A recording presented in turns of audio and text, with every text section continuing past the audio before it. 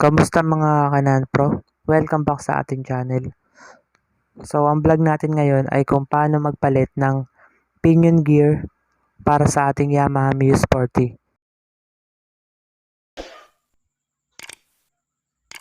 So, ito po yung dahilan kung bakit sumasablay na po yung ating mga kickstarter or dumadaplis po. So, isa po ito sa mga nagiging sira, lalo na kung Mio Sporty po yung motor. Ayan po, yung tinuturo ko po, ito po yung papalitan natin. So, ang tawag po dito is kick pinion AC. Dito po sa may in-order ko. Yan. So, sa Shopee ko lang po ito na-order mga Pro. So, yung mga ibang pyesa naman po, meron naman po sa Shopee. So, dumadaplis na po kasi yung Kickstarter ng ating Sporty. Kaya po, naisipan ko na palitan na rin siya. At syempre, isi-share ko na rin po siya sa inyo. Para din po dun sa mga gustong malaman kung paano po ginagawa. So, yan mga Pro. Ito po yung papalitan natin. So, bago po yan, kailangan po matanggal natin yung 4 na tornilyo. So, Phillips screw po yung gagamitin natin dyan. Isa pong matulis yan at isang hindi po matulis. So, yung hindi po matulis, yung dulo, yun po yung gagamitin natin. Okay? So, ito pong tools na to ay pambala po yan sa impact drive. Ayan. So, ito po yung gagamitin natin. Hindi po yung matulis. Dalawang klase po kasi ito mga Pro. So, yan. So, gagamitin po natin dito. Gagamit po ako ng T-Range. Bago po yan mga Pro, pukpukin nyo po muna yung ating bala. Then, tsaka po natin siya luluwagan gamit yung ating T-Range na 8. Alright, so yan na luluwagan na natin siya. Kapag hindi kasi ganito yung ginamit natin na tools, dadaplis lang yung ating Philip. So, baka masira lang po yung tornilyo. Kasi po may higpit po yan mga Pro. Hindi po siya kaya ng ordinary Phillips screw. Katulad po ng ginagawa kong diskarte, ganyan po yung gagawin natin. Kung meron po kayong power tools, yung impact wrench po, ayun, pwede po yan. Yung B-battery po, mas maganda po. Kung ganun po yung gamit nyo na tools. So, wala pa po kasi tayong ganun, mga Pro, kaya manual lang po yung gagamitin natin. So, discarding marino lang.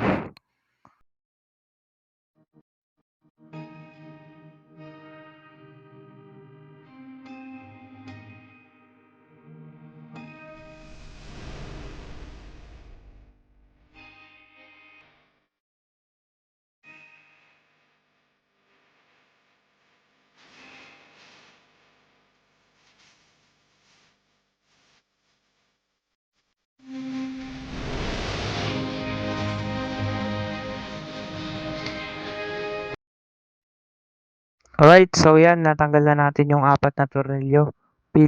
Phillips screw.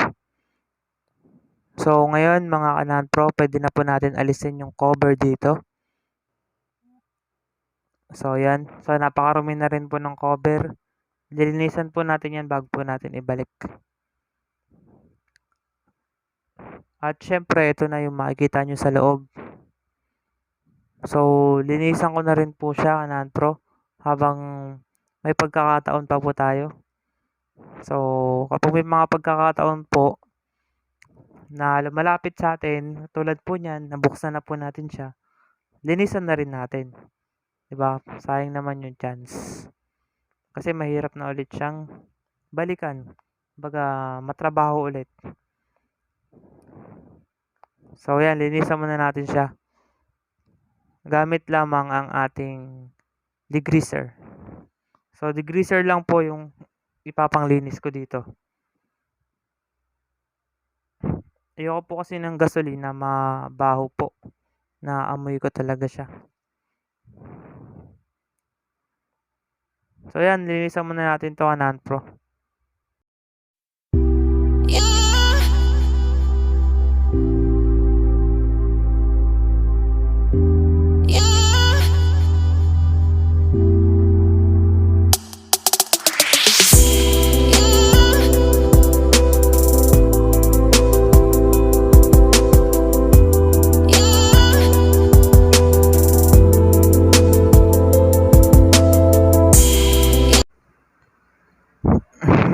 Alright, so yan, malinis na siya.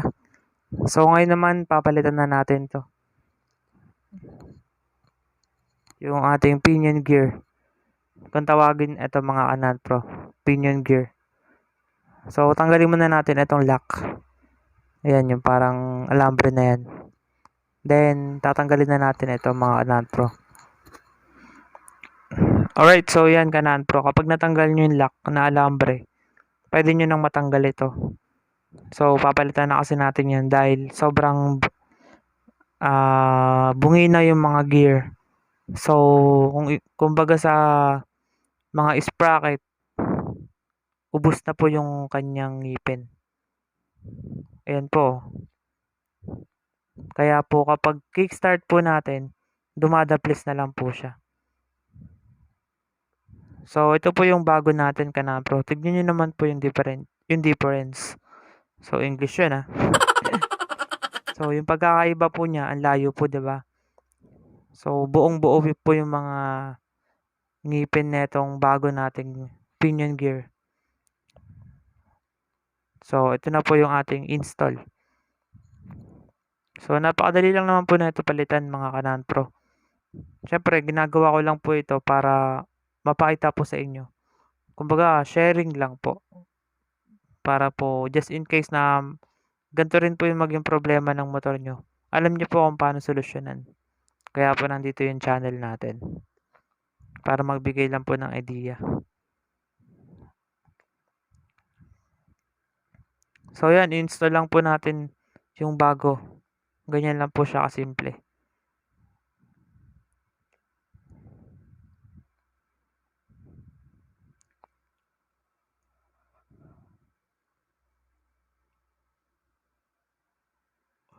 Alright, so yan, na-install na natin siya kanan pro. Siyempre, ibabalik din natin yung lock. Huwag niyo pong kalimutan ibalik to. Ito po yung mga napaka-importante yung mga bagay sa motor. Yung mga lock. So, pag mayroon po tayong hindi nabalik dyan na lock, magkakaproblema po syempre. Kasi, pwedeng lumuwag po yung parts. Napaka-importante po niyan mga lock.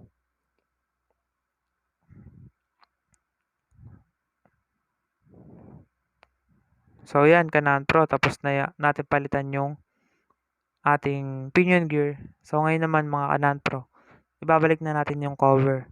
So, itong cover na to, nilinis ko na po siya. Hindi ko lang po napakita sa video. So, syempre, ibabalik na natin yung mga tornilyo na to. 4 po.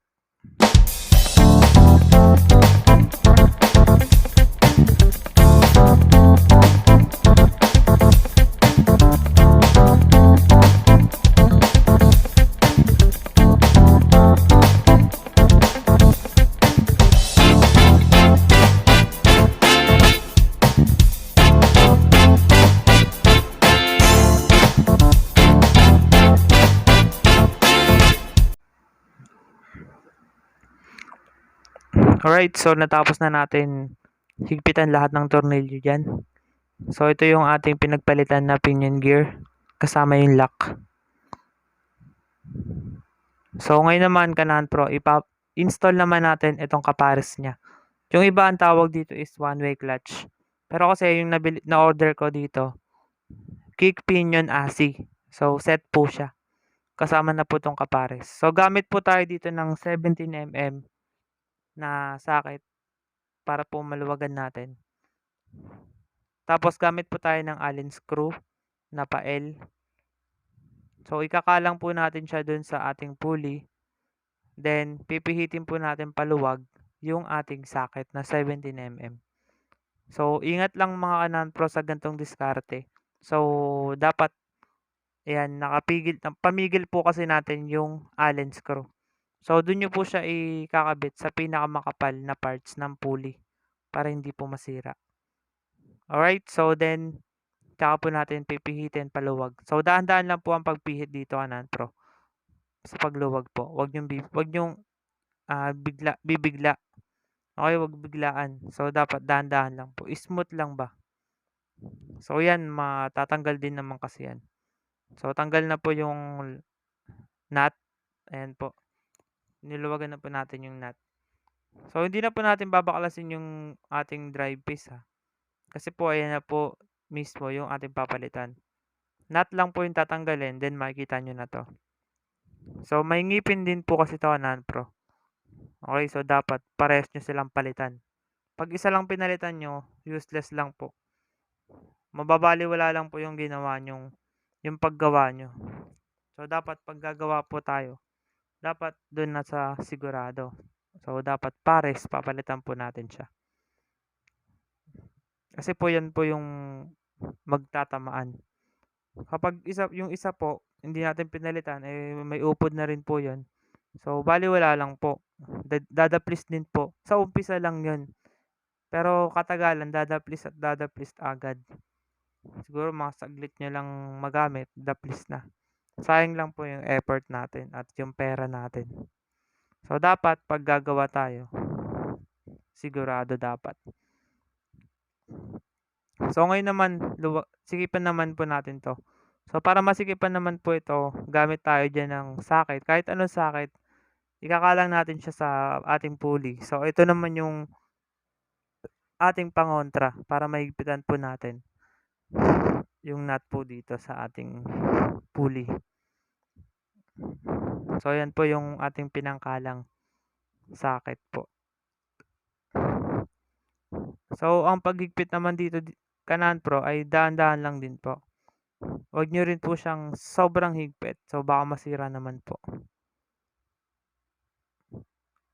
So, katulad po ng ginagawa ko diyan, dinadahan-dahan ko lang yung paghigpit sa ating pulley.